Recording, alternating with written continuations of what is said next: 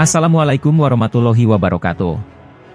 Jekoners, pada zaman dahulu, keris digunakan sebagai senjata dalam duel atau peperangan, sekaligus benda pelengkap sesajen.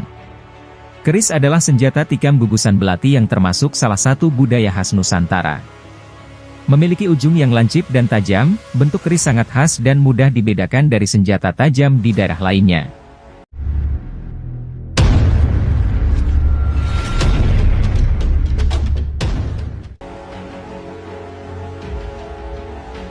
Keris berbentuk tidak simetris karena seringkali bilahnya berkelok-kelok, dan memiliki serat lapisan logam cerah pada helai bilah. Keris yang terkenal adalah yang memiliki gelombang dan berkelok atau bergerigi. Umumnya, sebuah keris memiliki 3 bagian yaitu bilah, pisau, hulu, gagang, dan warangka, sarung. Diukir dengan teliti, bagian-bagian keris ini memiliki arti seni tersendiri. Meski banyak sumber mengenai asal-usulnya, mayoritas sejarah mengatakan bahwa keris berasal dari Jawa.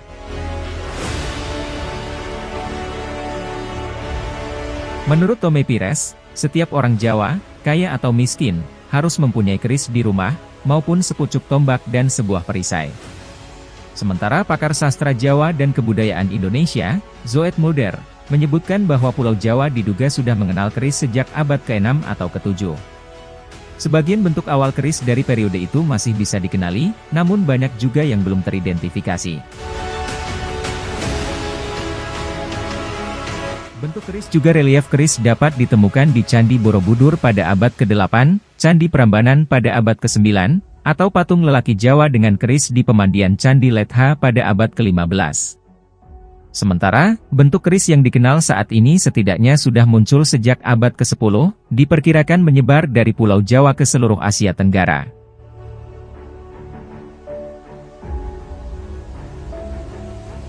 Beberapa daerah tersebarnya keris seperti di Madura, Nusa Tenggara, Sumatera, sebagian Sulawesi, hingga Malaysia, Brunei, Thailand Selatan, Filipina Selatan, dan lain-lain. Namun kini, keris juga menjadi salah satu aksesoris dalam berbusana, simbol kecerdikan budi, atau menjadi benda koleksi yang dilihat estetikanya. Keris Indonesia telah terdaftar di UNESCO sebagai warisan kecerdikan budi dunia non-bendawi manusia sejak 2005 lalu. Di balik keistimewaannya, keris bagi sebagian kalangan masyarakat Nusantara juga memiliki kekuatan mistis dan memiliki tuah yang sakral. Berikut adalah keris yang dipercayai memiliki kekuatan magis dan tuah yang sangat tinggi. 1. Keris Empedu Gandring. Cerita tentang keris ini memang cukup kompleks, tapi kekuatannya sudah terbukti di zaman Jawa kuno lalu. Dikisahkan seorang raja dari Singosari bernama Ken Arok memesan sebuah keris kepada Empedu Gandring, Karip Bango Samparan, ayah angkat Ken Arok. Sebelum memesan, Ken Arok menyampaikan permintaan berupa durasi waktu. Ia menginginkan pembuatan keris tersebut harus selesai dalam 1 malam mendapatkan pesanan dari seorang raja, plus dia merupakan anak angkat sahabatnya sendiri, mau tidak mau Empedu Gandring menganggukkan kepala tanda setuju.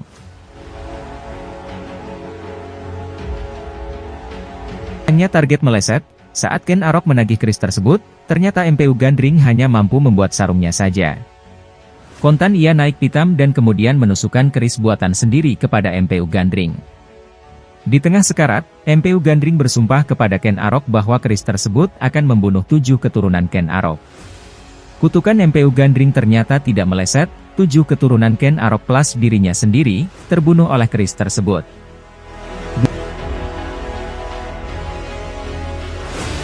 2. Keris Pusaka Setan Kober. Kisah tentang keris ini terjadi saat kerajaan Islam berdiri di Pulau Jawa. Saat itu, terkenal seorang pembuat keris sakti bernama Empedu Supo yang merupakan pengikut Sunan Ampel. Empedu Supo kemudian memberikan sebuah keris kepada seorang wali, Sunan Kudus. Percaya keris tersebut dapat membuat penggunanya cepat naik darah dan tidak mudah dikendalikan. Seiring berjalannya waktu, keris tersebut berpindah tangan kepada Arya Penangsang, Adipati Jipang yang merupakan murid Sunan Kudus. Arya kemudian terlibat pertempuran hebat dengan kerajaan Mataram Sutawijaya.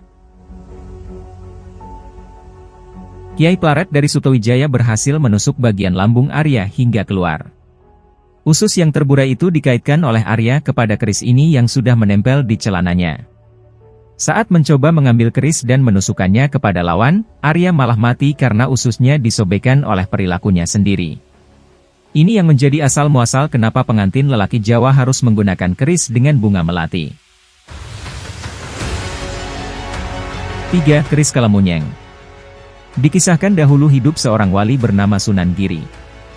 Ia terkenal sebagai tokoh masyarakat serta memimpin sebuah pesantren. Di sisi lain, kerajaan Majapahit masih eksis. Karena pengaruh Sunan Giri yang begitu besar, Prabu Brawijaya sang Raja Majapahit khawatir Sunan Giri dapat mengancam eksistensi kerajaannya di Nusantara. Akhirnya Brawijaya mengirimkan pasukan beserta Gajah Mada, patihnya yang terkenal sakti mandraguna, untuk mengakhiri hidup Sunan Giri. Suatu hari, pasukan Majapahit tiba di pesantren Sunan Giri. Saat itu, Sunan Giri tengah menulis dengan kalam, pena, di sebuah ruangan. Para murid pesantrennya kemudian memberitahukan bahwa di luar sana sudah terdapat pasukan Majapahit yang akan menyerang. Percaya atau tidak, dikisahkan kalam yang digunakan Sunan Giri tiba-tiba berubah menjadi keris dan munyeng-munyeng, berputar-putar, kemudian terbang membunuh pasukan Majapahit. Semoga video ini bermanfaat dan dapat menghibur Jelkonars. Terima kasih. Wassalamualaikum warahmatullahi wabarakatuh.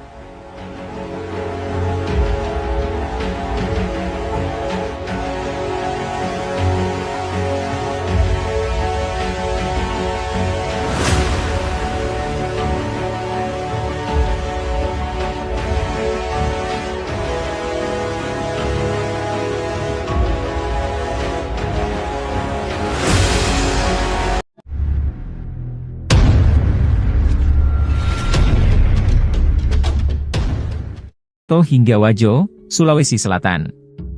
Berikut latar belakang kenapa Syekh Jumadil Kubro dimakam di daerah-daerah tersebut dan benarkan makam itu? Simak penjelasannya dalam video ini. Dikabarkan kedatangan Syekh Jumadil Kubro ke Wajo melalui pelabuhan Bojo Nepo, Kabupaten Baru, sesampainya di daerah Bugis, dan Syekh Jamaluddin langsung mengislamkan salah seorang raja. Walaupun sebenarnya masuknya Islam di Sulawesi Selatan selalu dikaitkan dengan trio Datuk, yaitu Datuk R.I. Bandang, Datuk R.I. Tiro, dan Datuk Patimang dari Minangkabau, yang dalam catatan sejarah dijadikan sebagai awal diterimanya Islam di kerajaan-kerajaan Sulawesi Selatan sekitar pada abad ke-16. Makam Syekh Jumadil Kubro di Wajo ini mulai ramai dikunjungi peziarah setelah KH Abdul Rahman Wahid atau Gus Dur menziarahi tempat tersebut. Seperti dikutip dari website kebudayaan Kemdikbud, Go.id, Syekh Jamaluddin dianggap oleh masyarakat